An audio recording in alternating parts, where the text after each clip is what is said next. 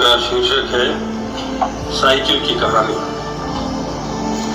यह मनुष्य से भी अधिक मानवीय है। चलती हुई कोई उम्मीद, ठहरी हुई एक संभावना, उड़ती हुई पतंग की अंगुलियों की ठुमक और पाँव में चपलता का अलिखित आख्यान, इसे इसकी छाया से भी पहचाना जा सकता है। मूषक पर गणेश, बैल पर शिवजी, सिंह पर दुर्गा, मयूर पर कार्तिक, हाथी पर इंद्र, हंस पर सरस्वती, उल्लू पर लक्ष्मी, भैंसे पर यमराज, BMW पर महाजन, विमान पर राष्ट्राध्यक्ष, गधे पर मुल्ला नसरुद्दीन, रेलगाड़ी पर भीड़, लेकिन साइकिल पर हर बार कोई मनुष्य। कोई हारा थका मजदूर, स्कूल जाता बच्चा, या फिर पटना की सड़कों पर जनकवि लाल धुआं की पत्नी कैरियर पर सिलाई मशीन बांधे हुए। साइकिल अकेली सवारी है दुनिया में जो किसी देवता की नहीं है। साइकिल का कोई शोक गीत नहीं हो सकता। वह जीवन की तरफ दौड़ती हुई अकेली मशीन है। मनुष्य और मशीन की ये सबसे प्राचीन दोस्ती है, जिसे कविता में लिखा पंजाबी कवि अमरजीत चंदन ने और सिनेमा में दिखाया विक्टोरिया देसिका ने बाइसिकल थीप में। गरीबी, यातना और अपमान की जिन अंधेरी और तंग गलियों में मनुष्यता रहती है, वहां तक सिर्फ साइकिल जा सकती है। घटनास्थल पर पाई गई सिर्फ इस बात से हम इस निष्कर्ष पर नहीं पहुंच सकते कि साइकिल का इस्तेमाल मनुष्यता के विरोध में किया गया। जब लाशें उठा ली गई थी और बारूद का धुआं छट गया था, तब साइकिल के दो चमकते हुए चक्के सड़क के बीचों बीच पड़े हुए थे। घंटी बहुत दूर जा गिरी थी और वह टिफिन कैरियर जिसमें रोटी की जगह बम रखा हुआ था, कहीं खलाओं में खो गया था। एक साइकिल की कहानी अंततः एक मनुष्य की कहानी है। दूसरी कविता गुमशुदगी के बारे में। गुमशुदगी के बारे में बहुत दिनों बाद टेलीविजन के पर्दे पर दिखाई पड़ी एक गुमशुदा आदमी की तस्वीर। गेहुआ रंग, मझोला कद, नाक थोड़ी सी टेढ़ी। जब गायब हुआ, उसने पहन रखी थी नीली धारीदार कमीज। इस वर्णन और थाने के टेलीफोन नंबरों के साथ जिस पासपोर्ट साइज की फोटो को दिखाया जा रहा था, उसमें वह गुमशुदा एकदम खोया हुआ लग रहा था, जिसे देखकर मुझे याद आई उन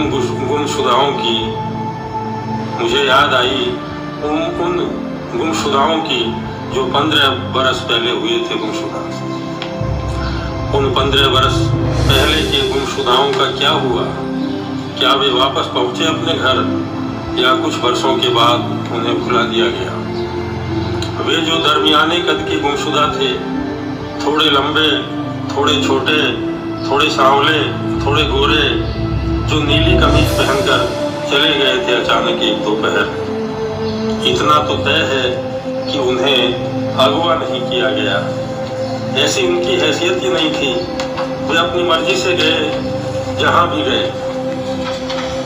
क्या वे बेजार हो गए थे जिंदगानी से, या किसी नए जीवन की तलाश में वे निकले थे अपने घरों से? आखिर कहाँ खो जाते हैं वे जो निकल पड़ते हैं एक दिन यूं ही घरों से? उन्हें क्यों कहा जाता है गुमशुदा इस भरी पूरी दुनिया में? कुछ लोगों के सामने नहीं होने से तय होता है कुछ लोगों का गुमशुदापन। क्या वे अपराधी हैं जिन्हें पुलिस तलाश करती है? क्या वे अपराधी हैं जिन्हें पुलिस तलाश करती है? हो सकता है मझोला कद थोड़ा झुक गया हो, गेहुआ रंग कुछ हो गया हो गहरा, हल्की मूछें जो बताई गई थी, हो सकता है इस बीच उसने तराश ली हो। अब तक खिस गई होगी वह नीली कमीज जिसे पहनकर वह निकला था घर से। एक बारिश भी बदल सकती है उसकी पहचान, और फिर धूप में भटक कर और जमाने की ठोकरें खाकर बदल गया हो वह हुलिया जिसका थाने की प्रथम सूचना रिपोर्ट में दर्ज है, जिसका वर्णन एक बारिश भी बदल सकती है उसकी पहचान, और फिर धूप में भटक कर और जमाने की ठोकरें खाकर बदल गया हो वह हुलिया, जिसका वर्णन थाने की प्रथम सूचना रिपोर्ट में दर्ज है। एक कविता उम्मीद, छोटी कविता। इस उम्मीद में जीता हूं कि किसी रोज कोई लिपट जाएगा, पीछे से आकर रेलवे स्टेशन पर कहेगा, कहाँ रहे इतने दिन, कितने बदल गए हो तुम। कुछ देर तो ठिठका रहा कि तुम हो या कोई और। इस उम्मीद में जीता हूं कि एक दिन खत्म हो जाएंगे गिले शिकवे, खत्म हो जाएगा धरती से अन्याय, पर दुख कातरता जैसे शब्द फिर से प्रचलन में आएंगे, एक पुराने पाखंडी का किला ढह जाएगा। इस उम्मीद में जीता हूं कि आगामी सर्दियों तक बन जाएगी ये सड़क, जिसके नुकीले पत्थरों से स्कूली बच्चों की साइकिलों के टायर पंचर हो जाते हैं, और इस वर्ष के अंत तक आ जाएगी मेरी कविता की किताब, और इस वर्ष के अंत तक आ जाएगी मेरी कविता की किताब।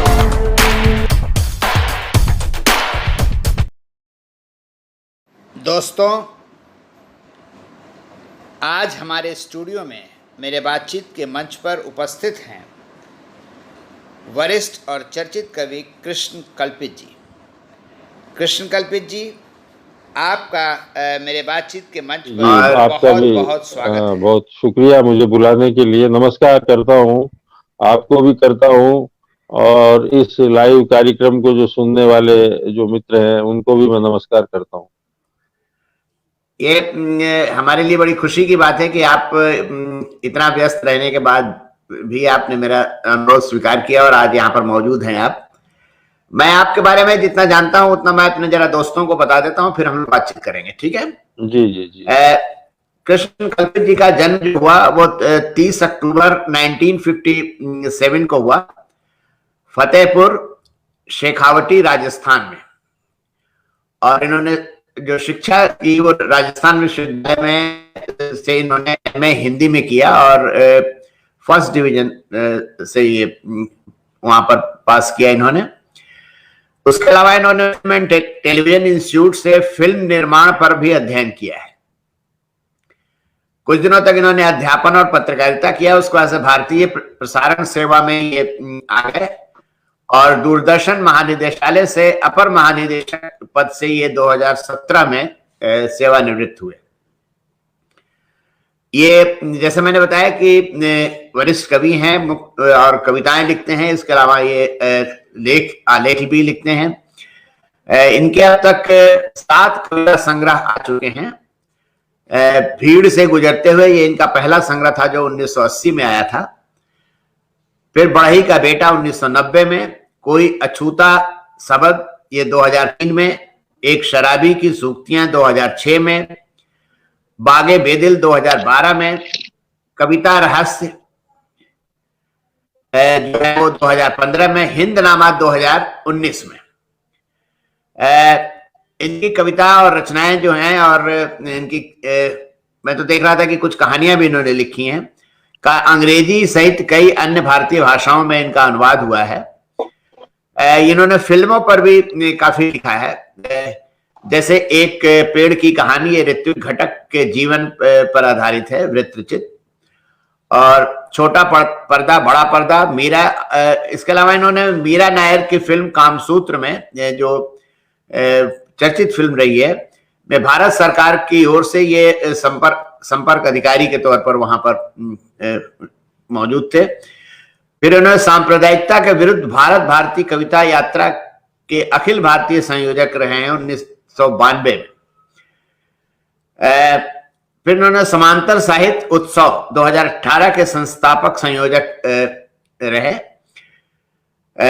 इनको सम्मान मिला है, जो मुख्य सम्मान है वो जो है वो बागे बेदिल के लिए इनको निरंजन नाथ आचार्य सम्मान मिला के मंच पर आमंत्रित। मैं जो इनको जानता हूं वो ये है कि ये हमेशा चर्चा में रहते हैं और इनकी जो टिप्पणियां होती हैं या जो इनके जो बयान होते हैं वो कई बार कृष्ण कल्पित जी, आपका लोगों के बीच में मेरे विवाद बातचीत के का मंच पे विषय बन बहुत जाते बहुत हैं। और स्वागत है। कई बार ऐसा लगता है कि कृष्ण कल्पित जी जो है वो हमेशा एक मतलब मुठभेड़ के मोड में रहते हैं।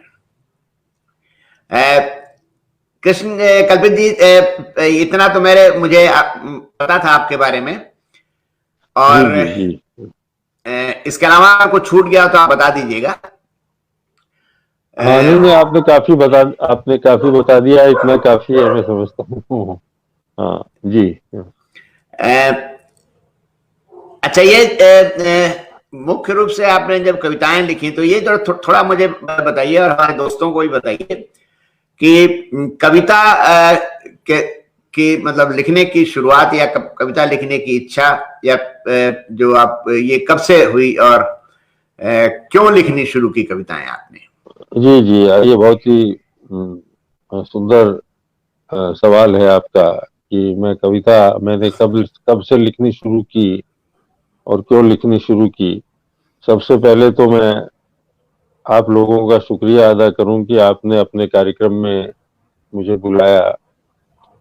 और मैं देख रहा था कि जिस दिन आपने मुझे दूरभाष किया और कहा कि मेरे कार्यक्रम में आप आइए, आपके कार्यक्रमों की, ये साक्षात्कारों की शायद श्रृंखला चल रही है जहां तक मैं समझ रहा हूँ, और कुछ जी कार्यक्रम जी। मेरी नजरों से गुजरे। तो मैंने सोचा कि आप इतनी दूर से मुझसे बात करना चाहते हैं तो मेरी बात कुछ और दूर तक जा सकती है आपके जरिए, और कुछ नए जो लोग हैं सुनने वाले वो भी मेरी बात सुन सकेंगे। क्योंकि ये एक सिलसिला ऐसा चल पड़ा है, अभी बड़े मुश्किल दौर से दुनिया गुजर रही है, और इस मुश्किल दौर के बाद ही ये सब ऑनलाइन जो साक्षात्कार, बातचीत, शिक्षा, अब तो ऑनलाइन का पूरी दुनिया बदल रही है। और ये दुनिया बदल के कहाँ जाएगी और क्या होगा मनुष्यता का और सारी चीजों का, वो एक दूसरा है। लेकिन आप लोगों से बात करके मुझे प्रसन्नता हो रही है कि हम ऐसे वक्त में भी एक दूसरे से संवाद कर रहे हैं और एक दूसरे को जानने की सच्ची कोशिश कर रहे हैं। यही अपने आप में एक बड़ी बात है। और मेरे कविता लिखने का जहां तक ताल्लुक है कि मैं अब सीनियर सिटीजन हूँ, वरिष्ठ नागरिक, कविता का भी वरिष्ठ नागरिक हूँ और जीवन में भी मैं वरिष्ठ नागरिक हूँ। और मैंने नहीं, अपनी पहली अब सरकार कहती है 65 साल के बाद आदमी वरिष्ठ होता है, अभी तो आप 65 से कम है। हाँ ठीक है, वो कोई बात नहीं, चलिए ठीक है, जवानी जब तक रहे उसमें मुझे कोई ऐतराज नहीं है। और सभी मतलब अंत समय तक कुछ ऊर्जा बची रहे। तो जो भी है, मैं ये चाह रहा हूँ कि मैंने जब पहली कविता लिखी थी तो मैं शायद 7वीं कक्षा में पढ़ता था। तो मैं 13-14 वर्ष का की मेरी उम्र होगी। और एकदम शुरुआत के दौर से मैंने कविता लिखना शुरू किया। मेरे पिता चित्रकार थे, तो शुरू मैंने, हर बच्चा होता है, हर बच्चा या जो भी क्रिएटिव आदमी होता है वो कुछ न कुछ हॉबी, गाना गाएगा या चित्र बनाएगा या लिखेगा या खेलेगा, क्रिकेट खेलेगा, कुछ क्रिएटिविटी उसमें होती है। तो मैंने भी अपने पिता जो चित्रकार थे, अध्यापक थे, वो बड़े सुंदर चित्र बनाते थे, तो उनको देखा देखी मैंने भी चित्रकला शुरू की क्रिएटिविटी के लिहाज से। लेकिन 2-3 साल तक ही मैं चित्र बनाता रहा, और अचानक मेरे जो दादाजी थे और हमारा जो घर था, वहाँ पूरा इतना साहित्य वांग्मय था, पूरा का पूरा जो संस्कृत और जो हमारी मनीषा जितनी भी थी, तो उनके प्रति मेरा मोह जागृत हो गया और मैं बहुत छोटे वक्त से ही उनका पारायण करने लगा। चाहे वो महाभारत है, चाहे ये है, चाहे दूसरी किताबें हैं, चाहे ब्रह्मशास्त्र है, संस्कृत की जो भी है, उसमें एक ऐसी रुचि मेरी जागृत हुई कि मैं बिना समझते हुए भी वो समझने की कोशिश करने लगा। वहाँ संस्कृत पाठशाला थी जहाँ मैं पढ़ता था। तो कविता का बीज उसी छोटी उम्र में ही मुझ में प्रस्फुटित हुआ, और उस समय से ही मैंने कविता लिखना शुरू किया। और आसपास के जो प्रकाशन थे, छोटे अखबार थे, वहाँ मेरी कविताएं प्रकाशित भी होने लगी। तो एकदम शुरू तो ऐसे हुआ। और दूसरी बात मैं ये कहना चाहता हूँ कि जब मैंने उम्र में मैंने कविताएं लिखना शुरू किया, उसके बाद मैं राजस्थान के एक छोटे से शेखावाटी के इलाके के एक छोटे कस्बे में रहा। मेरा जन्म फतेहपुर शेखावाटी में हुआ। उसके बाद हम बगड़ चले गए, वहां मेरी शिक्षा हुई बीए तक झुंझुनू। पहले तो बगड़ गांव में मैं पढ़ा, और उसके बाद मैं कॉलेज में गया बीए करने के लिए झुंझुनू, जो जिला हेडक्वार्टर था। और उस समय तक मैं बाकायदा कविताएं लिखने लगा था, और वो प्रकाशित भी होने लगी थी। और न केवल कविता, कविता के साथ साथ पत्रकारिता, लेख और दूसरी तरह की का जो लिखने का कर्म है, वो मैंने उसी छोटी उम्र में अपना लिया था। और उसके बाद वहां से मैं जयपुर आता हूँ एमए करने के लिए। जयपुर आने के बाद वो भी एकदम 20 वर्ष की उम्र थी जब मैं एमए करने के लिए हिंदी साहित्य में, जब मैं जयपुर आया, तो एक छोटी जगह से मैं आया था। वहां भी मेरा परिचय जो कविता से हुआ था, जिस कविता को मैं जानता था, ये तो जानता था कि मेरे भीतर एक कवि है। हर हर मनुष्य के भीतर कवि हो सकता है, या होता है, या वो संवेदना होती है। सवाल ये है कि उसको उस कवि को कवि बनने का अवसर मिलता है कि नहीं। उसमें कवि की प्रतिभा, कवि का काम, वो सारी चीजें चलती है। तो वो कविता का रास्ता पकड़ लिया। तो जयपुर आने के बाद, विश्वविद्यालय में आने के बाद और भी खिड़कियां खुली, और मैं वाकई साहित्य से परिचय मेरा हुआ, विश्व साहित्य से हुआ, और बड़े बड़े विद्वान लेखकों से परिचय हुआ। और वो एक रास्ता जो बड़ी छोटी उम्र में ही साहित्य की पगडंडी को मैंने अपना लिया था। और उसी 20 वर्ष तक मेरी रचनाएं, मेरे गीत, मेरी कविताएं हिंदी की सभी प्रतिष्ठित पत्र पत्रिकाओं में प्रकाशित होना शुरू हो चुकी थी। धर्मवीर भारती ने धर्मयुग में मुझे बहुत प्रकाशित किया। साप्ताहिक हिंदुस्तान, नवनीत, रविवार, या जो कुछ भी है, कहना चाहिए कि उसी समय से प्रकाशन मेरी कविताओं का शुरू हो गया। और उस समय मैं पढ़ता ही था, एमए कर रहा था। और उसी समय राजस्थान साहित्य अकादमी ने 1980 में, ऐसे में देखिए आप कि मैं जब मैंने एमए कर लिया, तो उस समय के जितने भी मेरे की गीत, कविताएं और जो लिरिक्स, जो जितने भी मैंने लिखे थे, उसको राजस्थान साहित्य अकादमी ने प्रकाशित किया, भीड़ से गुजरते हुए। ये मेरी पहली किताब थी जिसमें कि मुख्यतः जो गीत मेरे प्रकाशित हुए थे, जनगीत, नवगीत, कथा गीत, जो भी मैंने लिखे थे, उनका संग्रह था।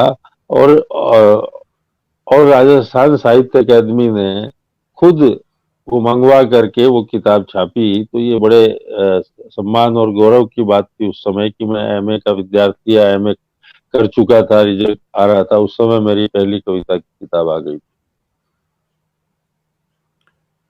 ये मैं ये देख रहा था, और मैंने अभी अपने दोस्तों को बताया भी कि फिल्म इंस्टीट्यूट जो पुणे में, आपने फिल्म निर्माण पर भी अध्ययन किया है। मतलब इसके पीछे क्या मतलब मकसद था आपका वैसे? नहीं, फिल्मों की जैसे कि कविता के प्रेम में हर हिंदुस्तानी युवा पड़ता है, वैसे ही सिनेमा के प्रेम में भी पड़ता है। तो वो तो एक अलग बात है। लेकिन ये तो जब मैं इंडियन ब्रॉडकास्टिंग सर्विस में जब मैं चयनित हुआ लोक सेवा आयोग से, इंडियन ब्रॉडकास्टिंग सर्विस में, और दूरदर्शन में मैं बना, तो हमारे लिए ये जरूरी था कि वहां पर बाकायदा फिल्म इंस्टीट्यूट और टेलीविजन इंस्टीट्यूट, उसका पूरा नाम ये है कि film institute and television institute, तो वहाँ हमारी पूरी ट्रेनिंग। हाँ, फिल्म। तो अच्छा, और जो पुणे का जो फिल्म इंस्टीट्यूट है अरविंद जी, वो विश्व प्रसिद्ध है। विश्व के 2-3 फिल्म इंस्टीट्यूट है जहाँ इतनी शास्त्रीय ढंग से सिनेमा की पढ़ाई होती है। वो एशिया का तो सर्वश्रेष्ठ स्कूल है ही, मैं समझता हूँ कि विश्व में भी उसका एक नाम है। तो वो मुझे इंडियन ब्रॉडकास्टिंग सर्विस के एक अधिकारी के रूप में मैं ट्रेनिंग करने वहां गया। उससे पहले भी मैं जा चुका था वहां और जो पुरानी फिल्में का कोर्स कर चुका था, लेकिन ये एक ऑफिशियल मेरा काम था जिसमें कि फिल्म बनाना, टेलीविजन प्रोग्राम बनाना पूरे प्रोसेस से गुजरते हैं। तो उस समय ये 6 महीने तक आपको पूरे ट्रेनिंग से गुजरना पड़ता था। तो इसी सिलसिले में मैं गया था वहां पर और पूरा जो फिल्म निर्माण का अध्ययन और जो जो ब्रॉडकास्टिंग का अध्ययन है वो मैंने वहां किया, जो मेरे प्रोफेशनल जीवन में काम आया जब मैं दूरदर्शन में मैंने काम किया। अ, तो और वहीं से मैं सेवानिवृत्त हुआ।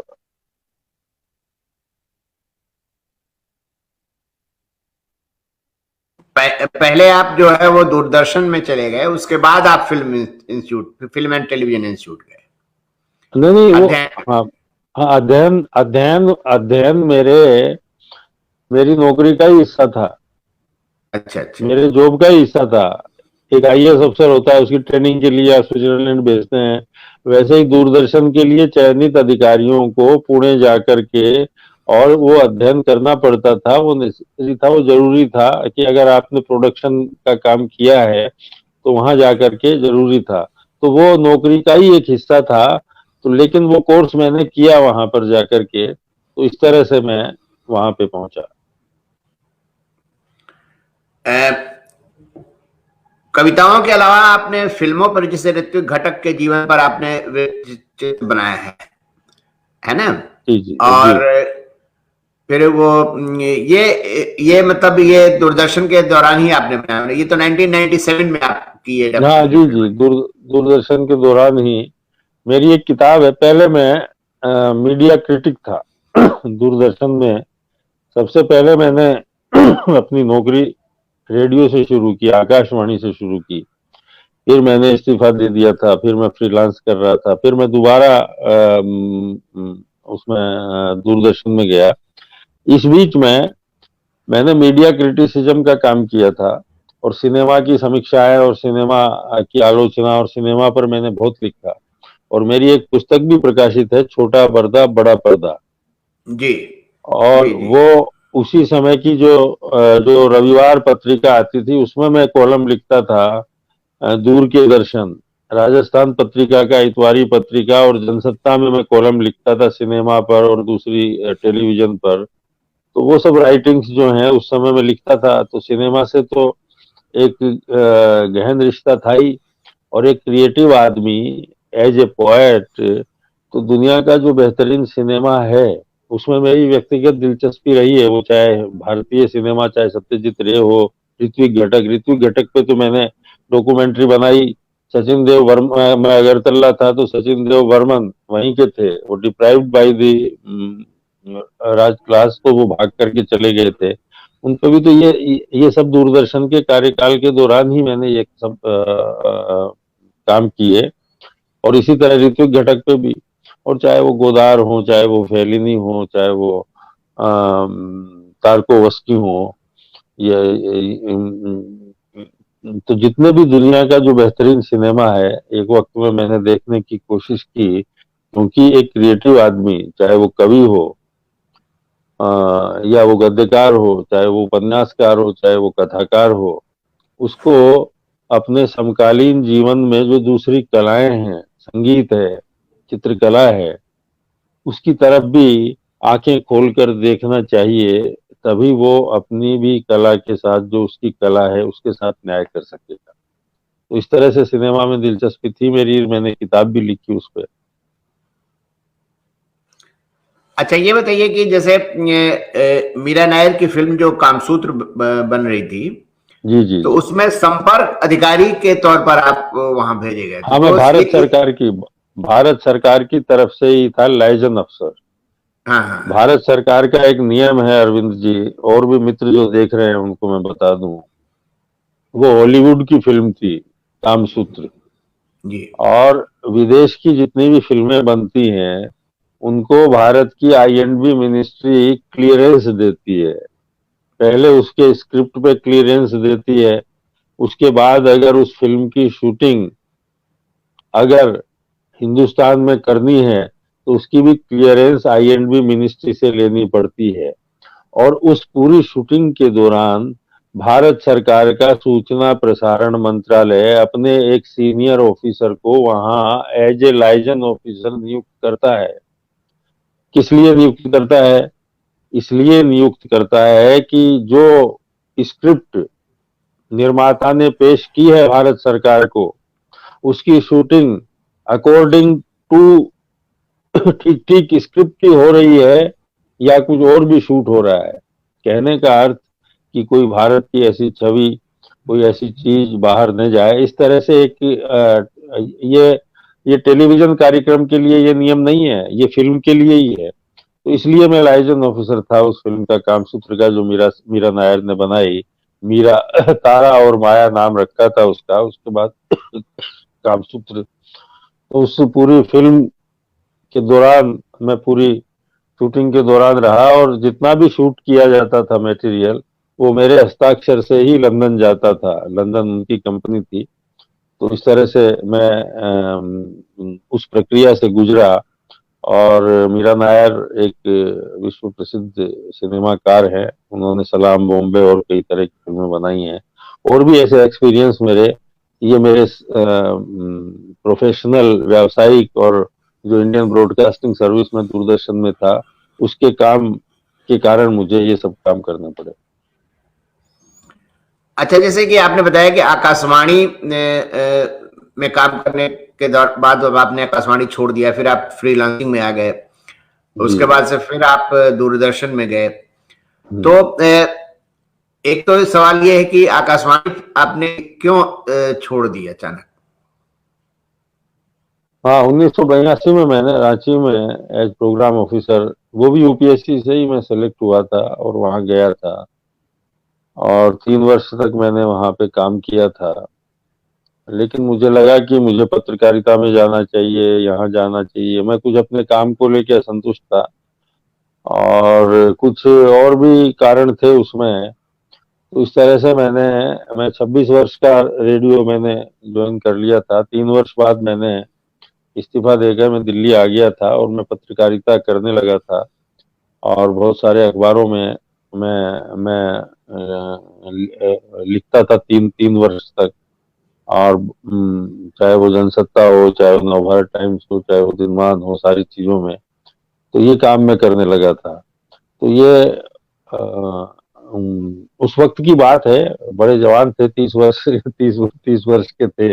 अब तो कोई कल्पना भी नहीं कर सकता कि एक सरकारी गजेटेड ऑफिसर की नौकरी कोई इस्तीफा भी दे सकता है, छोड़ सकता है। हालांकि मुझे भी दोबारा उसी नौकरी में जाना पड़ा, चाहे हायर पोस्ट पे जाना पड़ा। दोबारा भी मैं जब पत्रकारिता के या फ्रीलांसिंग के जो दिल्ली के मेरे अनुभव थे, तो उसमें मुझे भी कहा गया कि आप अखबारों में, लेकिन मुझे दिख गया था कि अखबारों का भविष्य क्या है और सारी चीजें क्या है। क्योंकि जीवन यापन के लिए आदमी को, चाहे वो कवि हो हिंदुस्तान में, तो हिंदुस्तान में कवि ऐसा तो है नहीं, अंग्रेजी फ्रेंच जिनको इतनी रॉयल्टी मिलती है और उनको, या राइटर है, उनको कुछ और करने की जरूरत नहीं है। यहाँ तो कविता लिखना एक जोखिम का काम, उससे जीवन और दुनिया या आपका परिवार थोड़ी चल सकता है। तो उसमें आपको कुछ करना पड़ेगा। उसी करने के लिए हमने सोचा कि एक कल्चर का जॉब किया जाए, तो दूरदर्शन का चयन किया या वो किया। चाहे अखबारों में काम करें, चाहे विश्वविद्यालय में काम करें, चाहे दूरदर्शन में काम करें, चाहे आकाशवाणी में काम करें या फिल्मी दुनिया में काम करें, एक कवि और लेखक को रोजी रोटी के लिए कोई काम करना पड़ता है। तो यही चुन करके हमने वो चुना कि जिससे कि हम वो काम भी करते रह सकें और अपने जो लेखन का जो मुख्य काम है, मेरी मुख्य, मैं चाहे जिस भी जॉब में रहा, सारी चीजें जितने सिनेमा ये है, लेकिन कविता का पल्ला मैंने कभी नहीं छोड़ा। क्योंकि वही उसी में मेरा दिल लगा रहा और मैं चलता रहा और अभी तक चलते हुए यहाँ तक पहुंचा हूँ, इतनी दूर तक आ गया। और न कविता ने मुझसे पल्ला छुड़ाया, न मैंने पल्ला छोड़ा। बाकी तो क्या कहें। अच्छा, ये बताइए कि बीइंग क्लास 1 गस्टेड अफसर, जैसे आपने आकाशवाणी में आप जब काम करने के दौरान आपको लग गया होगा कि मैं वो नहीं कर पा रहा हूं जो मुझे करना चाहिए, तो जी जी। दूरदर्शन में आने के बाद से बीइंग गस्टेड अफसर, आप अपने आप को बंधा बंधा महसूस नहीं करते थे? हाँ, ये एक अलग तरह की बात है। फिर भी इतना तो हुआ कि एक ऐसे विभाग में मैंने काम किया जहाँ कुछ आपकी क्रिएटिविटी की संतुष्टि होती थी, कि जहाँ अगर आप दूरदर्शन के डायरेक्टर हैं या कुछ ऐसे कार्यक्रम आप बना रहे हैं और कुछ कुछ सार्थक कर रहे हैं, कुछ ये है। बाकी तो सरकारी, वो भी अंत में एक सरकारी नौकरी है, उसकी भी एक सीमा है। वहां बैठ के आप क्रांति नहीं कर सकते अगर आप सरकारी नौकरी है। हाँ, मैं इनकम टैक्स डिपार्टमेंट में नहीं था, मैं पुलिस डिपार्टमेंट में नहीं था, मैं आकाशवाणी में था, मैं दूरदर्शन में था, जो कि लगता है कि क्रिएटिव और है भी गुंजाइश वहाँ कि अगर कोई क्रिएटिव काम करना चाहे उस सेटअप में, तो वो कर सकता है जितना जितना गुंजाइश है। तो इस लिहाज से मुझे आप नौकरी से अर्ध संतुष्ट समझिए, पूर्ण असंतुष्ट नहीं हूँ कि मैंने जीवन यापन के लिए काम किया, मेरी क्रिएटिविटी भी थी। क्योंकि वहाँ वहाँ भी दूरदर्शन जैसी जगह पे भी हमारा साहब का कलाकारों से ही पड़ता था सारे दिन। कलाकारों से, कवियों से, फिल्मकारों से, सिनेमाकारों से, या ब्यूरोक्रेट से, या जो भी पॉलिटिशियंस से, या इस दुनिया से। तो इस दुनिया में आवाजाही थी आपकी। तो इस लिहाज से वो एक जॉब, अब तो सभी संस्थान धीरे धीरे उनकी क्या हालत होती जा रही है उसका तबसरा फिर सही। लेकिन यही सोच के मैं जीवन यापन के लिए ये जॉब किया, और मैं एक तरह से संतुष्ट हूँ कि मैंने वो काम किया। मैं पत्रकारिता करता तब भी यही करता, या विश्वविद्यालय में पढ़ाता तब भी यही करता, और मैं क्या करता। एक कवि, एक लेखक और क्या कर सकता है। आपकी जो किताबें हैं, जैसे एक शराबी की सूक्तियां हैं, या बागे बेदिल है, कविता रहस्य हिंदनामा, ये जो इधर की किताबें आपकी हैं, मैंने देखा है कि इनमें जो कविताएं हैं आपकी, या जो कविता श्रृंखला जिसको आप भी कह सकते हैं, तो उसपे आपने काफी रिसर्च, काफी अध्ययन करने के बाद उन कविताओं को लिखा है। मतलब कुछ कविताएं तो जैसे होती हैं कि आदमी की भावनाओं को। हाँ, मैं समझ रहा हूँ आपकी बात। जिन जिन कृतियों का आपने जिक्र किया है, एक शराबी की सूक्तियां, कविता रहस्य, बागे बेदिल, हिंदनामा, तो ये उस तरह की किताबें नहीं है। मैं कि एक कवि कविताएं लिखता है, वो पत्र पत्रिकाओं में प्रकाशित होती हैं, या किसी भी माध्यम से आती हैं। जब वो 40, 50, 60 हो जाती है तो एक कविता संग्रह प्रकाशित कवि करवाता है, तो वो कलेक्शन, पोएट्री कलेक्शन है। और जिन कृतियों का आपने जिक्र किया जो मैंने लिखी हैं, वो एक किताब के रूप में वो विन्यस्त की गई थी और किताब के रूप में लिखी गई। और जिनको आप शोध कह रहे हैं, जैसे कि एक शराबी की सूक्तियां, तो ये तो अब बड़ी मशहूर कृति है, और ये इंटरनेट पे और इतनी पढ़ी गई कृति है कि मुझे आश्चर्य होता है। और इस बात का भी आश्चर्य होता है कि इसको कविता के प्रेमी ही नहीं पढ़ते हैं, बाकी जिन लोगों का, जिन वर्गों का, विदेश के जो हिंदी जानने वाले युवा हैं, या इंजीनियर्स हैं, डॉक्टर्स हैं, या दूसरी तरह के लोग हैं, उन्होंने उस कृति को इतना पसंद किया कि अभी भी, इतने वर्षों बाद भी, उस कृति को पढ़ने वाले या उसके प्रेमी मुझसे टकराते रहते हैं। तो वो एक पूरी कृति की तरह लिखा गया, कविताएं हैं वो, लेकिन जैसे मधुशाला लिखी, लेकिन मधुशाला की से तुलना कई लोग करते हैं उसकी, लेकिन एक शराबी की सूक्तियां की तुलना मधुशाला से करना इसलिए गलत है कि मधुशाला शराब घर के बारे में है, और एक शराबी की सूक्तियां शराबी के बारे में है, जो पीने वाला जो मनुष्य है। और ये फ्री वर्स में लिखी गई है, कई कई भाषाओं में इसका अनुवाद हुआ और इसको काफी लोकप्रियता मिली। तो इसी तरह से चाहे वो बागे बेदिल किताब बड़ी विवादास्पद हुई या चर्चित हुई, क्योंकि उसमें हिंदी जगत के जितने विवाद,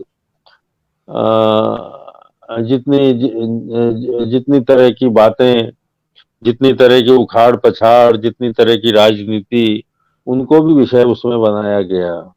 और उसके साथ वो तो उसका एक स्वरूप है कि इसलिए विवादास्पद उसको किया गया कि कुछ उसमें कवियों की किसी खास धारा का विरोध किया गया, क्योंकि हिंदी में तो विरोध की परंपरा, प्रतिरोध की परंपरा, चाहे कितना ही हम जप लें कि प्रतिरोध प्रतिरोध प्रतिरोध, असल में तो प्रतिरोध है ही नहीं। प्रतिरोध एक बड़ी चीज होती है, और एक कवि का प्रतिरोध सड़क और बयान से अलावा उसकी रचना में गुंफित होना चाहिए उसका प्रतिरोध। कविता तो आप प्रेम की लिखते हैं और बयान आप प्रतिरोध का देते हैं, और आप कवि हैं। कवि का प्रतिरोध उसकी कला में विन्यस्त होना चाहिए, तभी वह एक तरह से विरोध हो सकता है। और उसके साथ बागे बेदिल में समकालीन भारतीय कविता की एक गहरी आलोचना है, और उसका प्रत्याख्यान है उसमें कि हमने हमारी भारतीय कविता की कितनी परंपराओं को पिछड़ा हुआ मान के त्याज्य कर दिया उनको। उन सारी परंपराओं को, कितने सारे छंद, कितने तरह के की छवियां, कितनी तरह की अदाएं, कितनी तरह की वाक्ताएं, कितनी तरह के शिल्प हमने सब छोड़ दिए, और एक अजीब तरह की हिंदी की कविता हमने पैदा की, जिसका कि पाठक भी ढूंढने से मिलना मुश्किल है। वो कितनी ही उसकी तारीफ कुछ लोग कर लें, लेकिन हिंदी कविता का संकट ये है कि उसमें कुछ गहरी खामी है, और उस खामी को वो लोग जानबूझ के उसको जानना नहीं चाहते। उसके कारण वो सिकुड़ती हुई कविता है, उसका जनमानस से। हिंदी की कविता तो हिंदी के लोगों को पूरे को जागृत करने वाली होनी चाहिए, तो इतनी सिकुड़ क्यों रही है कविता। तो ये सब चीजों का प्रत्याख्यान भी बागे बेदिल की किताब में है, उसको भी बड़ा प्यार मिला। तो इस तरह ये पहले के लोग, अरविंद जी, मैथिली शरण गुप्त थे, दिनकर थे, वो खंड काव्य लिखते थे या किसी विषय पे लिखते थे, थीम पे लिखते थे। तो मेरे भी कविता संग्रह, अब कविता संग्रह आएगा मेरा, इससे पहले भी कविता संग्रह है, लेकिन जिन किताबों का आपने जिक्र किया वो किताबों की तरह ही लिखी गई, और वो इस तरह से भी हिंदी की परंपरा से जुड़ती है कि मैथिली शरण गुप्त की जितनी भी यशोधरा पे लिखी, इस पे लिखी, उस पे लिखी, भारत भारती लिखी, सारी विषयों को लेकर के उन्होंने लिखा। तो किसी थीम को लेके लिखना, विषय को लेके लिखना, शोध करना, उसके भीतर जाना और उसको पूर्ण रूप से उजागर करना एक कविता की बजाय, तो ये कोई चाहे इसको गर्हित काम मान ले, इसको छोटा काम मान ले, लेकिन मेरी दृष्टि में ये छोटा काम नहीं है। ये काम बचेगा, और ये सारी चीजें ये है। उसके बाद और भी किताबें हैं, कविता रहस्य है, हिंदनामा है, तो ये फर्क इसमें है। मैं देख रहा था कि आपकी एक लंबी कविता है, वो दरअसल काव्याख्यान भी उसको कह सकते हैं कि नंगे फकीर सरमद के कत्ल की दास्तान।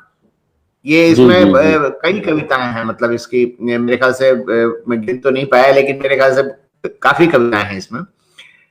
तो क्या क्या सीरीज है वो? हाँ, पूरी सीरीज है। तो ये भी किताब के रूप में आ रही है। अब किताब, सरमद इतनी कविताएं नहीं है, सरमद एक लंबी कविता है। सरमद एक शहीद हुआ है, शहीद शर्मद, औरंगजेब के वक्त में। वो नंगे बदन रहते थे दिल्ली में, और बहुत ऊंचे सूफी थे, दार्शनिक थे, जामा मस्जिद की सीढ़ियों पे जिन्हें कत्ल किया गया। और जो औरंगजेब के दारा शिकोह को कत्ल कर दिया गया औरंगजेब द्वारा, तो औरंगजेब के द्वारा ही सरमद शहीद को भी कत्ल किया गया। वो नंगे गिर था, वो जो भी उसकी है, उसकी डिटेल में अभी मैं नहीं जा रहा हूँ, लेकिन वो जी इसका वो एक रोमांचक जीवन था उस आदमी का, सच्चाई के बल पर, सच के बल पर।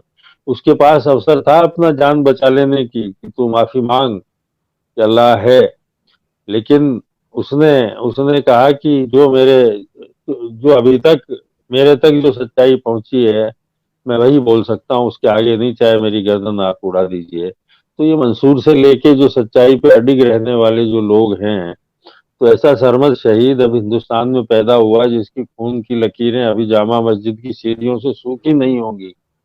तो 300 साल पुरानी बात होगी कि सूखी नहीं होंगी। तो उसका चरित्र ने मुझे इतना आकर्षित किया। तो उस पर बड़ी कम सामग्री मिलती है, मैंने जहां तहां से, इतिहास से, यहाँ से वहां से लिया और एक लंबी कविता लिखी, और उस पर एक लंबा लेख लिखा आलोचक शंभू गुप्त जी ने, की सारी, तो वो 11 कविताएं हैं उसमें, और उसमें पूरा जीवन वृत्त है। तो ये आपने पूछा इसकी भी किताब छपेगी क्या, तो ये इतनी किताब नहीं है, ये तो 20, मैं समझता हूँ 25-30 पन्नों का मामला है पूरा का पूरा, इतनी लंबी नहीं है कि एक पूरी किताब इसकी बन सके। ये मेरे संग्रह में आएगी, और अगर ये अलग से भी छपेगी तब भी इसका अलग आनंद है कि 25-30 पृष्ठ की किताब हो गई, तो उस तरह से है। लेकिन मैंने सरमद शहीद की तरह ही और भी कई लोगों पर इस तरह की कविताएं लिखी है। तो वो 4-5 कविताएं जो इस तरह की लिखी है, जो जीवन चरित्रों को लेकर के या ऐसे व्यक्तित्वों को लेकर के जो चुनौतीपूर्ण थे, और जिन्होंने ऐसे वक्तों में अपने उस पथ को नहीं छोड़ा, उस सच्चाई के पथ को, और उस स्पिरिचुअलिटी तो उसमें थी, सूफीज्म में भी स्पिरिचुअलिटी है और वो सारी चीजें हैं, उस पथ को नहीं छोड़ा, और शहंशाहों के आगे भी नहीं झुके, शहंशाह क्या होते हैं, मौत के सामने भी नहीं झुके, ऐसे उदाहरण हमें मिलते हैं। तो वो मुझे रोमांचित करते हैं। इस सच्चाई के लिए अपनी जान कुर्बान कर देना, कहने की बात तो कुछ भी हो सकती है, मैं बैठ के लाइव प्रोग्राम कर रहा हूँ, आपके सामने कुछ भी बोल दूंगा, लेकिन सचमुच अपने शब्दों के लिए, अपनी बात के लिए कोई जान कुर्बान कर दे, तो ये कोई मामूली घटना नहीं है। उस कविता को बड़ा पढ़ा गया, वो बड़ी प्रिय है पाठकों की, वो आएगी किताब के रूप में भी, अब आएगी। तो ये भी एक तरह का काम है जो मैंने किया।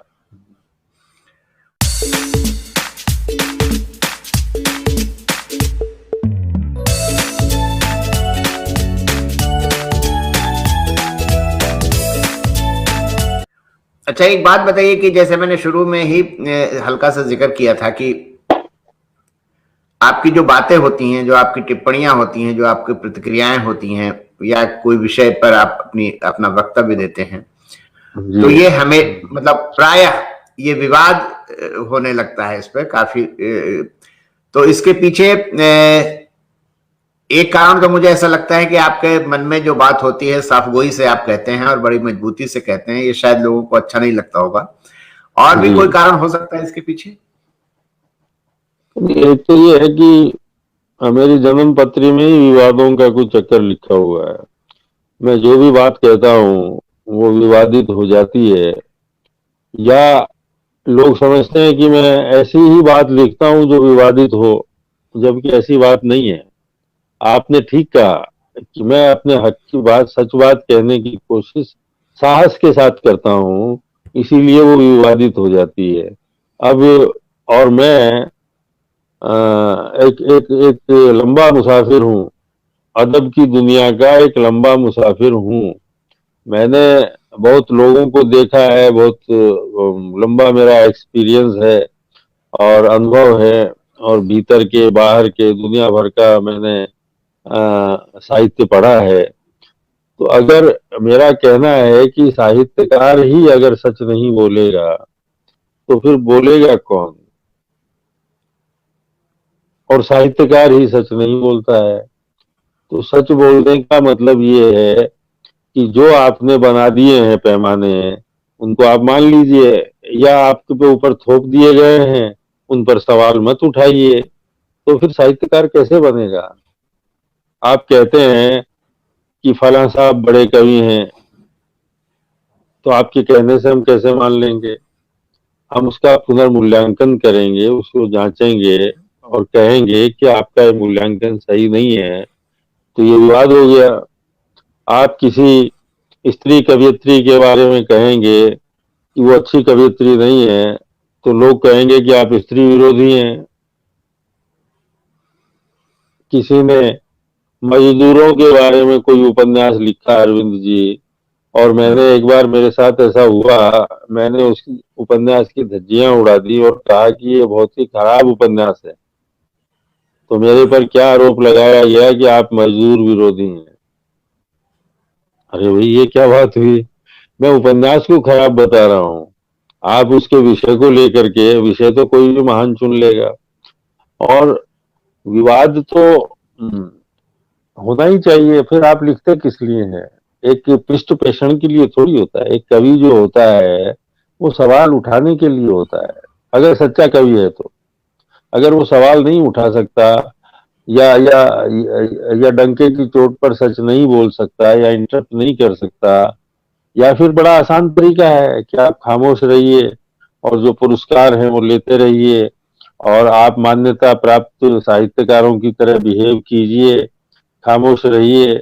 और तो खामोशी की बड़ी कीमत मिलती है, खामोश रहने की। तो मैं खामोश नहीं रह पाता हूँ, बीच बीच में बोल देता हूँ। और आप जानते हैं कि फेसबुक में जितने भी विवाद हैं साहित्यिक, और फेसबुक पे ही नहीं, इससे पहले प्रिंट की दुनिया में भी, जनसत्ता से लेकर के, चाहे विष्णु खरे से हो, चाहे वो खदा सिंह से हो, ये विवादों की एक लंबी परंपरा है जिस पर मैं लिखता रहा हूँ। और विवादों की ये परंपरा हिंदी की जातीय परंपरा है। आप मतवाला मंडल पढ़िए, तब आपको पता चलेगा कि साहित्यकारों के आपसी विवाद कैसे होते थे। प्रेमचंद निराला को क्या कह रहे हैं, प्रसाद उनको क्या कह रहे हैं, ये क्या है, सारी चीजें। तो हम अपनी परंपरा से कैसे कट गए? क्या मैं आपको सबको साधु साधु कहता रहूं, महान महान कहता रहूं? बस ऐसी ही बातें चलती रहेंगी तो साहित्य कैसे बढ़ेगा? साहित्य तो है ही आलोचना का नाम, समाज की आलोचना, जीवन की आलोचना। मैथ्यू आर्नल्ड कहते हैं कविता जीवन की आलोचना है। अच्छा, एक बात बताइए कि एक केदारनाथ सिंह की एक कविता है, उस पर आपने लिखा कि ये गीता प्रेस से छपा हुआ कैलेंडर लगता है। जी। तो वो केदारनाथ सिंह जी, वो केदारनाथ सिंह जी, जी, केदारनाथ सिंह जी मुझे बड़ा प्रेम करते थे। मेरी बड़ी मुलाकातें थी उनसे, कई यात्राएं भी उनके साथ मैंने की।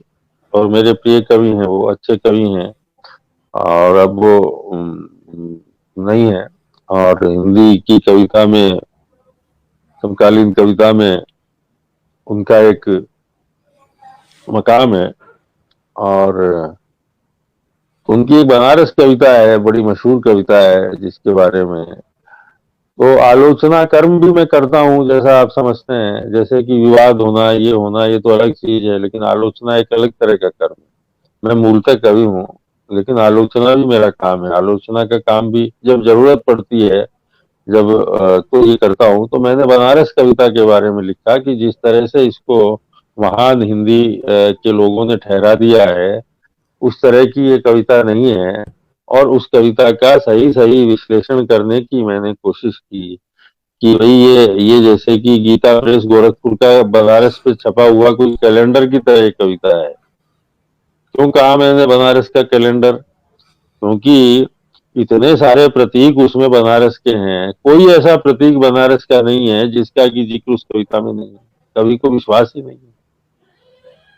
जो प्रतीक, जो बिंब, जो इशारे तय हो गए हैं, एक कवि को उनका इस्तेमाल नहीं करना चाहिए। मैंने एक वाक्य कहा था कि रेगिस्तान पे कविता लिखो तो उसमें ऊंट नहीं आना चाहिए। ये विश्वनाथ त्रिपाठी जी ने जिक्र किया इस मेरे इसका। तो उसमें बनारस कविता में तो इतनी सारी चीजें हैं कि उसकी जो मूल भावना है, और इसी तरह से मैंने कहा कि उसको, इस कविता को जिस उत्कृष्ट कविता की तरह हिंदी में प्रतिष्ठित कर दिया गया है, उतनी उत्कृष्ट कविता ये है नहीं। ये मैंने अपनी, और उसमें मैंने साबित किया, विश्लेषण किया उस पर बड़ा विवाद हुआ। बल्कि यहाँ तो विवाद क्या, मतलब अब वो अध्यापक रहे, सेलिब्रेटेड पोएट रहे, उनके चेलों ने मुझ पर आक्रमण कर दिया, सारी चीजें। अरे ऐसे थोड़ी होता है। बल्कि मैं तो ये कहता हूँ कि अगर वो मैंने तो कविता भी लिखी है उन पर, और उनके साथ यात्रा, अगर केदार जी वो कविता उनकी मृत्यु के बाद लिखा गया दुर्भाग्य से, वो अगर उनके जीते जी लिखा जाता तो मैं उनको कहा कि अगर वो मुझे अप्रिशिएट करते, वो पढ़ के कि कल्पित तुमने क्या लिख दिया यार, ये अच्छी बात तुमने कही, या जो कुछ भी है, वो मुझे उस तरह से नहीं करते जैसे उन्होंने चेलों ने किया। वो समझते थे बातों को। तो ये मैंने वो किया, काफी चर्चित लेख रहा कि इस तरह से भी कविता को देखा जाना चाहिए। और इसी तरह से तो मैं कहता हूँ कि जो कैनन आपने बना दिए हैं, जो मानक आपने बना दिए हैं, वो ढहते रहने चाहिए। जिनको आप साहित्य में धोखा 10 साल 20 साल 30 साल 50 साल के भी धोखे हैं साहित्य में, तो वो चलते नहीं है, वो टूट जाते हैं, बिखर जाते हैं सारी चीजें। जिनको आप कह रहे हैं महान है, अभिनंदन ग्रंथ छाप रहे हैं, वो उस कैलिबर के पोएट नहीं है। कोई कह रहा है तो उस बात को भी सुना जाए। तो ये मूल्यांकन हर समय चलता रहता है। ये चक्की है, ये कबीरा की चाकी है, इसमें पिस के जो बचेगा वही बचेगा, किसी के कहने से नहीं बचेगा कोई कभी। अब हम लोग आज के विषय पे जरा बात करेंगे। आज जो कविताएं लिखी जा रही हैं, और चाहे वो सोशल मीडिया में लिखी जा रही हो या पत्रिकाओं में लिखी जा रही हो, आज पहली बात तो कविताएं बहुत लिखी जा रही हैं, लेकिन इन कविताओं का मूल्यांकन अगर आपको कहा जाए करने के लिए, तो आप संक्षेप में बताइए कि ये कविताएं कहाँ खड़ी हैं और ये कहाँ ले जा रही हैं अपने पाठकों को।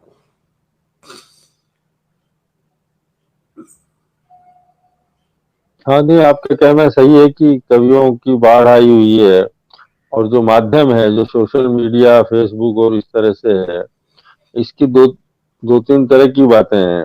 एक तो सोशल मीडिया ने, जैसे कि जब तक प्रिंट मीडिया था तब तक बड़ा मुश्किल था।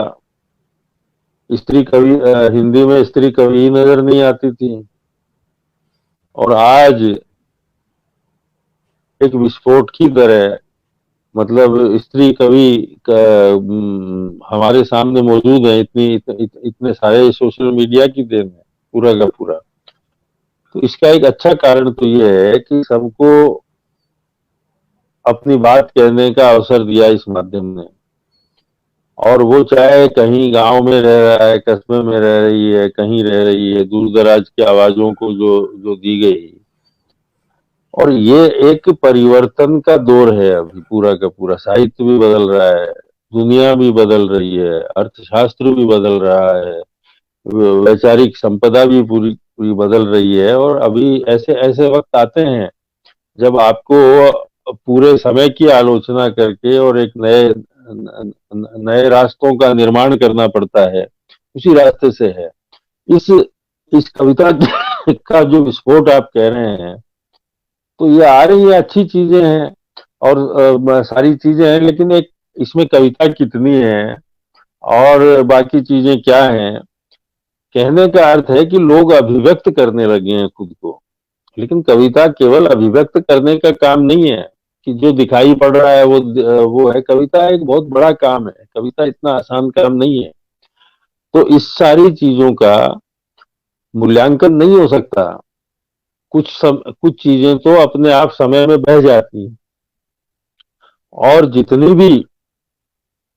भी कविताएं और सारी सारी जो चीजें दिखाई पड़ रही हैं, उनकी साहित्यिक मूल्यवत्ता का निर्धारण कौन करेगा? उनमें से क्या बचेगा, कितना बचेगा, क्यों बचेगा? क्या वो कविता लोगों को के दिल को छू रही है, या उनको कोई ऐसी चीज का दर्शन करा रही है जो उनके सामने नहीं है? ये देखा देखी का मामला है। सोशल मीडिया की लाइक कर दिया, ये कर दिया, और कविता का ये हो गया, इसका पोस्टर बन गया, इसको ये कर दिया, इससे कुछ नहीं होता है। एक कविता बचती कैसे है? ये इसके विस्फोट से कुछ नहीं होगा। कविता होगी तब बचेगी ना। अब हर नहीं, तरह के कविता वक्त में कितने। कविता बचती से पहले एक सवाल आता है, कविता रची कैसे जाती है? ये भी तो एक इम्पोर्टेंट सवाल है। हाँ, रची कैसे जाती है, तो रचना तो इसका भी कोई जवाब आसान नहीं है कि रची रची जा रही है कविताएं तो, लेकिन रची जा रही है कि नहीं, रचना एक अलग चीज होती है। लिखी जा रही है या कि अपने को व्यक्त किया जा रहा है। रचना का मतलब रचना, अपने आप में रच जाना। आप जिस बात को कह रहे हैं पहले तो आपके अंदर वो रचे, उसके बाद आप रचना। हर चीज को रचना नहीं कहा जा सकता, जैसे हर चीज को कविता नहीं कहा जा सकता।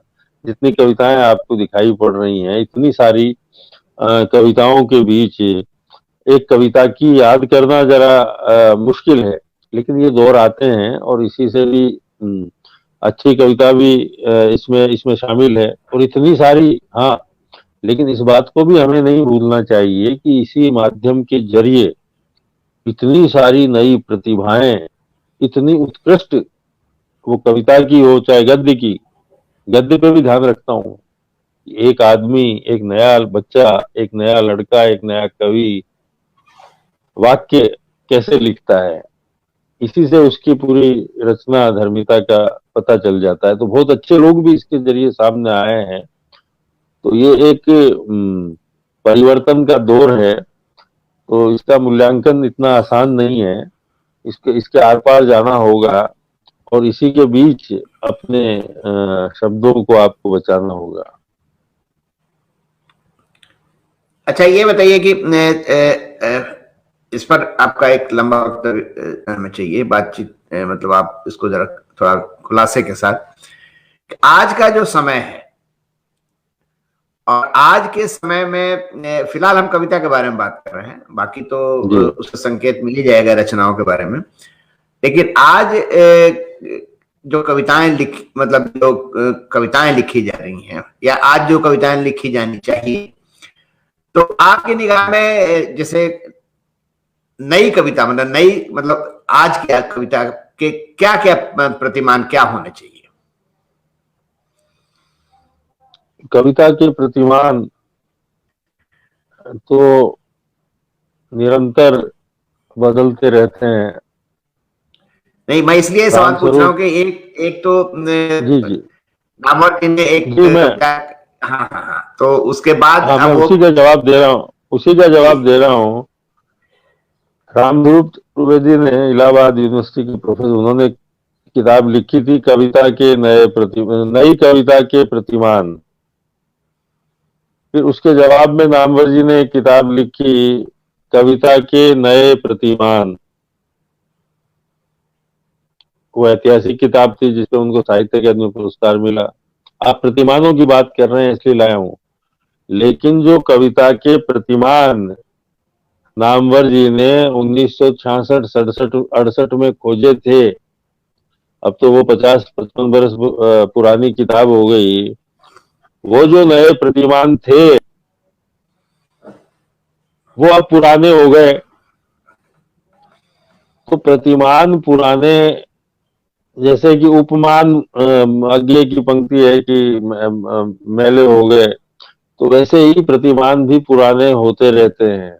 और प्रतिमानों की खोज, क्योंकि प्रतिमान एक बड़ी चीज है कि प्रतिमानों के जरिए कविता की जांच होती है कि ये कविता महत्वपूर्ण है या नहीं। तो प्रतिमान किसके?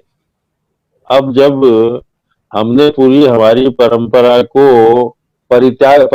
का पूरी तरह परित्याग कर दिया, हमने हमारे संस्कृत की काव्य शास्त्र की पूरी परंपरा का परित्याग कर दिया, और पश्चिमी आलोचना शैली के जरिए हमने नए प्रतिमान गढ़ने की कोशिश की, तो उसके जरिए जिन कविताओं का मूल्यांकन किया गया उनका क्या हुआ, और उनकी ऐतिहासिकता और उनकी अमरता और उनके जो निष्कर्ष थे उन पे अब जाकर के, क्योंकि किसी भी चीज से निर्णय से पहुंचने से पहले आपको थोड़ा पीछे देखना चाहिए। तो ये प्रतिमान बदलते रहते हैं, और आज की कविता का प्रतिमान यही है कि वो अपनी परंपरा को न भूले, और ये जो क्रूर समय है ये जो हिंसक समय है, ये जो भयानक समय है जिसमें हम रह रहे हैं, जिसमें हमारा जीवन एक खेल बन गया है, हम कल जीवित रहेंगे कि नहीं, इतनी अनिश्चितता इससे पहले नहीं थी कि हम कल जीवित भी रह पाएंगे कि नहीं।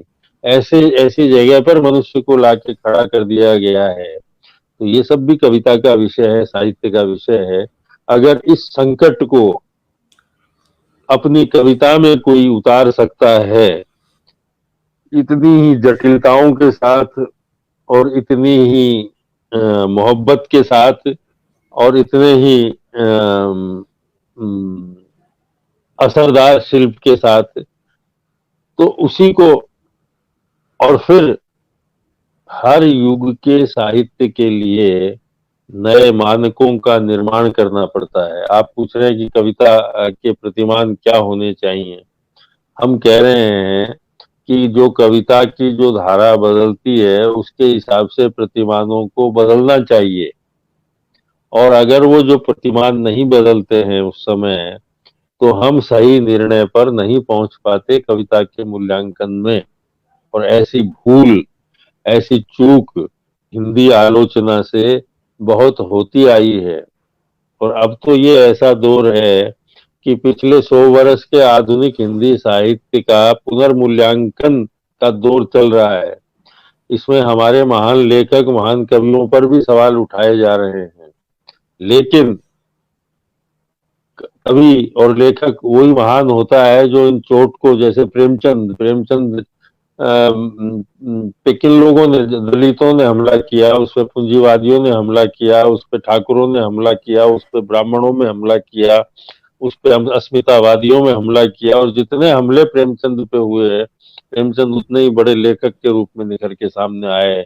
ऐसे ही निराला पे जो निराला को जो ब्राह्मणवादी कहते हैं, या जो उसमें उनमें एक सनातन जागो फिर एक बार, निराला ने कुली भाट लिखा सारी चीजें, तो वो सब मूल्यांकन के जो प्रतिमान बनाए जाएंगे उससे टकरा करके एक कवि बचता है, और कई बार वो प्रतिमानों को बदल भी देता है, क्योंकि आलोचना हवा में पैदा नहीं होती।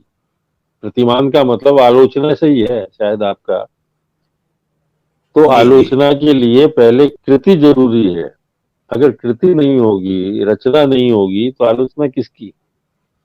प्रतिमान नहीं निरंतर बदल रहे मेरा हैं। मतलब, हाँ, मैं यही जानना चाहता था कि जैसे आज का जो कठिन समय, जैसे आपने बताया कि जिसमें कोई भी चीज निश्चित नहीं है, मतलब हमारा जीवन भी निश्चित नहीं है कि हम कल रहेंगे कि नहीं रहेंगे, मतलब। जी तो उस समय जो कविताएं, अच्छा, कविता का एक मूल उद्देश्य जो मैं समझता हूं कि वो अपने समय से टकराता है और अपने समय को टकराते हुए उसे व्यक्त करता है, ताकि पाठक को भी कुछ समझने को और कुछ सोचने को मिले। तो आज के समय में जो समय है उसके उसके हिसाब से कविता की भाषा, कविता की शैली, कविता के प्रतीक, ये क्या पुराने प्रतीकों, पुरानी भाषा, पुरानी शैली से ये काम चल जाएगा, या इसके लिए कुछ नई चीजों को गढ़ना पड़ेगा? हर दौर के यथार्थ को व्यक्त करने के लिए एक नए शिल्प की जरूरत होती है, नए शिल्प की। नया यथार्थ है, नया संकट है, और नए शिल्प की इसलिए भी जरूरत होती है ताजगी के लिए, उस पुरानेपन को तोड़ने के लिए। क्योंकि साहित्य पढ़ने के लिए है, वो आपके भीतर रंजन पैदा करता है। लेकिन वो शिल्प कैसे पैदा होगा नया? वो पुराने को तोड़कर नहीं, हमें अपनी परंपरा से भी जुड़ना होगा, हमें आधुनिकता को भी देखना होगा, हमें इस वक्त को भी देखना होगा। और अंत में आप राजनीतिज्ञ नहीं है, कवि हैं। अंत में आपको पाठक को भी देखना होगा कि जो भाषा आप लिख रहे हैं, जो बिंब आप अपनी कविता में व्यक्त कर रहे हैं, जो जो एलिगोरी आप ला रहे हैं, जो रूपक आप रच रहे हैं, वो पाठक तक उसी रूप में पहुंच पाएगा या नहीं। इसीलिए मैंने कहा कि हमने अपने पारंपरिक शिल्पों को, काव्य शिल्पों को छोड़कर भी बुरा किया है। कबीर से बड़ा व्यंग्यकार, कबीर से बड़ा आलोचक, कबीर से बड़ा कवि, कबीर से बड़ा तो कोई नहीं हुआ। वो भी अपने समय से टकराया और टकरा करके और सबकी आलोचना की है। आलोचक, लोग कहते हैं आलोचक, अरे भाई वो कवि भी थे, वो आलोचक भी थे, वो व्यंग्यकार भी थे। तो अपने वक्त से टकराना किसको कहते हैं? तो सबसे पहले हमें कबीर ही ध्यान में आते हैं कि वो अपने वक्त से टकराते हैं, और एक कवि को अपने वक्त से टकराए बिना कोई कबीर हो भी नहीं सकता। तो अपने समय को व्यक्त करने के लिए नए प्रतिमान गढ़ने पड़ते हैं, नया शिल्प गढ़ना पड़ता है, और उसमें कहन का एक नया आकर्षण भी जड़ना पड़ता है, तभी जाके रचना मुकम्मल होती है। और तभी उसको हम कह सकते हैं कि वो कविता महत्वपूर्ण है और इस समय को पूरी व्यंजना के साथ और व्यक्त कर रही है। आपने कहीं किसी साक्षात्कार में ये कहा है, जब किसी ने आपसे सवाल पूछा कि आपने कोरोना काल पे कोई कविताएं लिखी है, जो कोरोना काल पे जो कविताएं लिखी जा रही हैं उस पर आपकी राय जानने की कोशिश की थी, तो आपने कहा कि कोरोना पर कविता नहीं लिखी जाती है, मानवता पर जो संकट आया है उस पर कविता लिखी जाएगी, लिखी जाती है और लिखी कोरोना जानी क्या, चाहिए। कोरोना तो ऐसा संकट है कि अभी कितना चलेगा मुझे नहीं पता, 6 महीने और चलेगा। कोरोना एक संकट है। ऐसे 50 संकट मनुष्य के सामने, तो कोरोना कविता क्या होती है? संकट में कविता होती है। एक 100 वर्ष पहले स्पेनिश बुखार आया था, उसने करोड़ों लोगों को ले लिया। तो ऐसे ही संकट आते रहते हैं। तो अब तो हिंदी साहित्य में ऐसा कोरोना साहित्य, कोरोना साहित्य क्या होता है? किताबें भी छपने लगी हैं। आज भी देख रहा था, पेंगुइन जैसा अंग्रेजी आलोचक भी इस दौरान लिखी हुई कविताओं का संकलन छाप रहा है, कोरोना काल की कविताएं। अरे भाई, संकट काल है। कोरोना साहित्य कोई अलग से कोई वो नहीं हो सकता। मनुष्यता बहुत बार संकट में फंसती है, बीमारियों में फंसती है, अकाल, महायुद्ध और दूसरा विश्व युद्ध और ऐसे वक्त से गुजरता है मनुष्य। तो ये एक संकट काल है। तो उसको हम कोरोना साहित्य न कहें कृपया। ये संकट है, संकट है। तो एक संकट आता है या मनुष्यता पर कोई आता है तो वो जरूर साहित्य में रिफ्लेक्ट होगा, लेकिन उसको कोरोना कविता नहीं कह सकते हम। तो फिर प्लेग कविता भी होना चाहिए। प्लेग भी था ना पहले, तो फिर आप कहेंगे कि साहित्य की कैटेगरी ये भी होगी। प्लेग का साहित्य अलग है, कोरोना का अलग है, कैंसर साहित्य अलग है, टीबी का साहित्य, टीबी पे बहुत लिखा गया। दुनिया में जितने उपन्यास टीबी जो तपेदिक हिंदी में कहते हैं, इतने उपन्यास लिखे गए हैं कि उसके सामने तो अभी कोरोना कुछ नहीं है। इतने भावुक उपन्यास, इतनी भावुक कविताएं। और पहले तो लोगों को, साहित्यकारों को शौक होता है कि वो टीबी सैनिटोरियम में जाके अगर नहीं रहे तो कभी हो ही नहीं सकते। तो ऐसी चीजें हैं। तो इसको बीमारी के नाम से नहीं बांट सकते साहित्य को। ये संकट है, गुजर रहा है। तो इसमें जिस कविता में कोरोना आ जाएगा वो कविता मेरे सामने कोई कोरोना फोरोना कुछ नहीं है। संकट क्या है ये बताइए आप। ये तो अब वैक्सीन आएगी और वैक्सीन भी अब पार्ट होने लगी।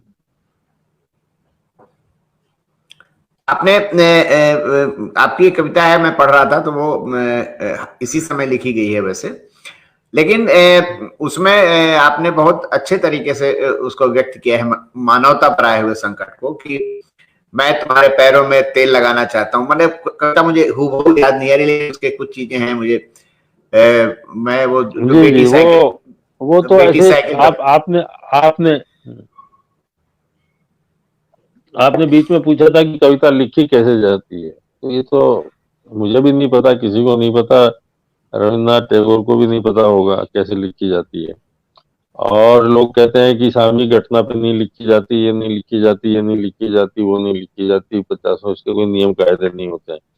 जो एक बच्ची थी जो चंडीगढ़ से चली साइकिल से अपने बीमार पिता को लेकर के दरभंगा गई, उसने पूरी दुनिया को मतलब अपनी साहस से एक 17 साल की 15 साल की लड़की पूरी साइकिल से अपने बीमार पिता को लेकर के इतने बोझ के साथ और इतने कम समय में साइकिल चलाती हुई वहां पहुंची है। उसका साहस देख के मैं दंग हो गया।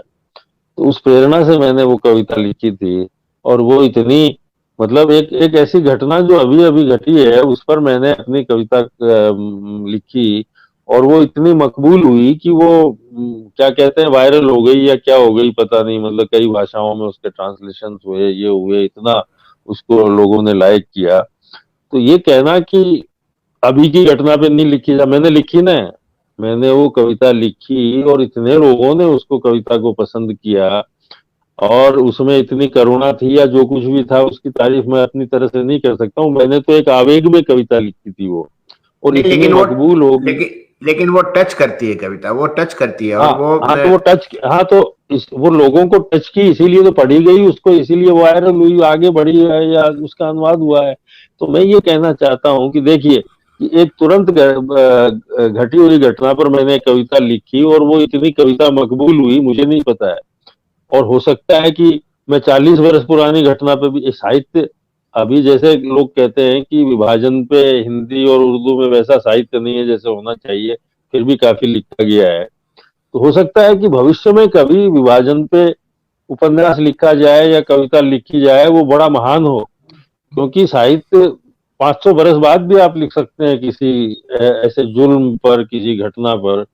और ऐसा भी नहीं है कि आप अभी घटी घटना पे नहीं लिख सकते। ये तो आपके ऊपर निर्भर है, आपकी आपके आपका कीमिया पे निर्भर है। कवि का एक अलग कीमिया होता है, कौन सी चीज से कविता बन जाती है या कौन सी करुणा, कौन सा शब्द, कौन सा रूपक उसको छू जाता है। और कौन सी कविता, जैसे कि आप नहीं कह सकते कौन सी फिल्म हिट होगी या कौन सा शेयर वो हो जाएगा, कौन सा व्यापार सफल होगा। वैसे ही आप ये भी नहीं कह सकते कि आप जो कविता लिख रहे हैं वो पाठक के हृदय में कौन सी कविता पहुंचेगी और कौन सी नहीं पहुंचेगी, इसको आप सही सही जान नहीं सकते। कई बार बड़ा होता है कि आपको लगता है कि ये कविता उस तरह से नहीं पढ़ी गई जिस तरह से पढ़ी जानी चाहिए थी, और आपको लगता है कि ये कविता तो ऐसे ही मैंने लिख दी है और वो इतनी व्यापक लोगों के दिलों को छूती है। तो ये एक स्थिति है कि इसको कोई कह नहीं सकता, कोई कभी भी नहीं कह सकता। कवि का तो काम लिखना है कि वो सच्चे दिल से जो बात छू रही है, और वो नकली अभ्यास से कविता नहीं लिख रहा है, यही बात। नहीं, आपने बहुत अच्छी बात कही कि जैसे मान लीजिए कि प्लेग है या मान लीजिए फ्लू है, फ्लू जैसे 100 साल पहले था। मैं अभी एक तरह से मतलब समझ लीजिए कि शोध ही कह सकते हैं उसको आप, और मैं उसको अपने चैनल पर डाल भी रहा हूँ कि महामारियों का विश्व साहित्य पर प्रभाव। तो मैं देख रहा हूँ कि 100 साल बाद फ्लू पर उपन्यास लिखे गए हैं, 50 साल बाद प्लेग पर भी ये इस तरह का अध्ययन होना चाहिए, उसमें कोई ऐतराज नहीं है। और महामारियां आई हैं, महामारियों के अब हरिशंकर परसाई में मिलता है प्लेग, आपको निराला में मिलता है। गांधी जी, अच्छा स्पेनिश फ्लू से गांधी जी भी साबरमती में बीमार हो गए थे लेकिन बच गए थे वो भी। तो ये सब प्रसंग मिलते हैं, प्लेग के भी मिलेंगे। मैंने कहा ना टीबी पे, तपेदिक पे बहुत लिखे गए, भावुक उपन्यास लिखे गए। तो इस तरह का अध्ययन कोई विश्वविद्यालय करना चाहे तो उसमें कोई ऐतराज नहीं है कि महामारियों का किन किन का जिक्र हुआ है। और महामारियों का इसलिए, बंगाल में अकाल पड़ा, उसमें बड़ा साहित्य है। उस समय भी मनुष्यता मारी गई, कितने सारे लोग मारे गए। तो मनुष्य की जिजीविषा का पता देता है साहित्य। अब कामू का प्लेग, जैसे प्लेग, हाँ ठीक कह रहे हैं आप। हाँ कामू का प्लेग है। आप कहेंगे कि साहब अब प्लेग को तो खत्म कर दिया गया है, तो अब वो उपन्यास भी प्रासंगिक हो गया है। नहीं, अब दुनिया से प्लेग पूरी तरह से खत्म हो चुका है, लेकिन अल्बेर कामू का प्लेग रहती दुनिया तक रहेगा।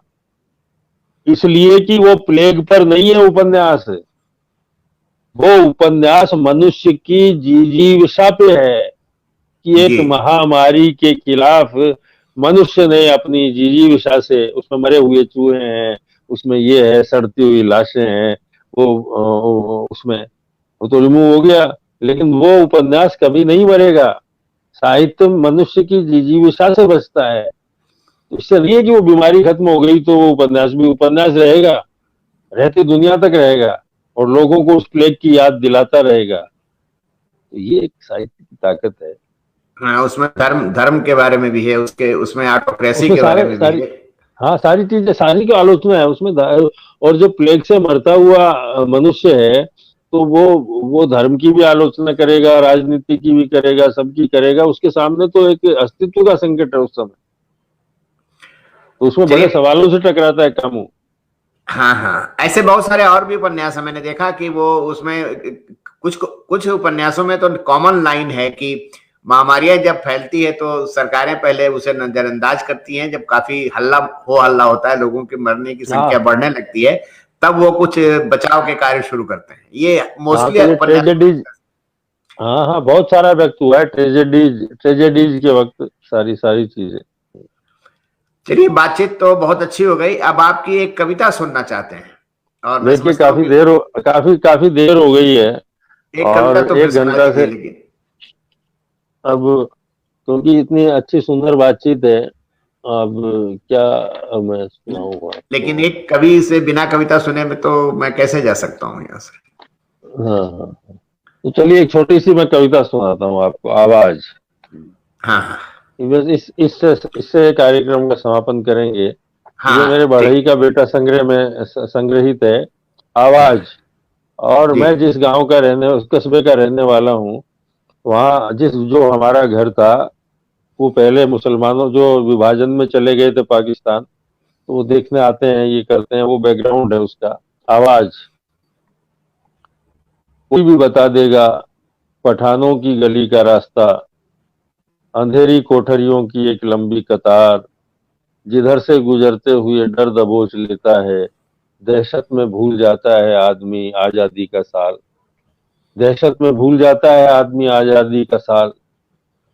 यह इस कस्बे की सबसे भयानक जगह है, जिसके नीचे दबी हैं पुरखों की हड्डियां, लकड़ी के दरवाजे, लोहे की सांकलें, एक जीवित भाषा।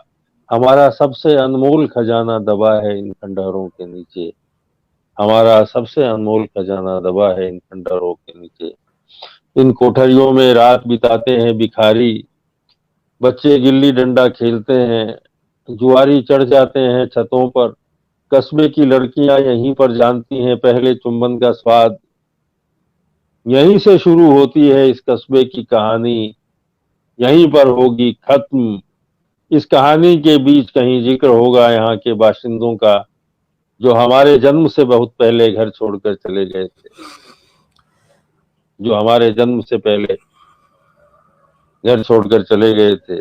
अब भी सुनाई पड़ती है दूसरे मुल्क से आती उनकी आवाज, दूसरे मुल्क से आती उनकी आवाज। जी, वाह, बहुत अच्छा। तो कल्पित जी, आपका बातचीत तो आपसे बहुत अच्छी हुई है और मुझे तो काफी कुछ जानने और समझने को मिला। मेरे मित्रों को भी काफी कुछ समझ में आया होगा, काफी लोग यहाँ पर हैं। आपका बहुत बहुत धन्यवाद फिर से। और मैं आपसे विदा लेता हूँ। आपका भी बहुत बहुत शुक्रिया। नमस्कार।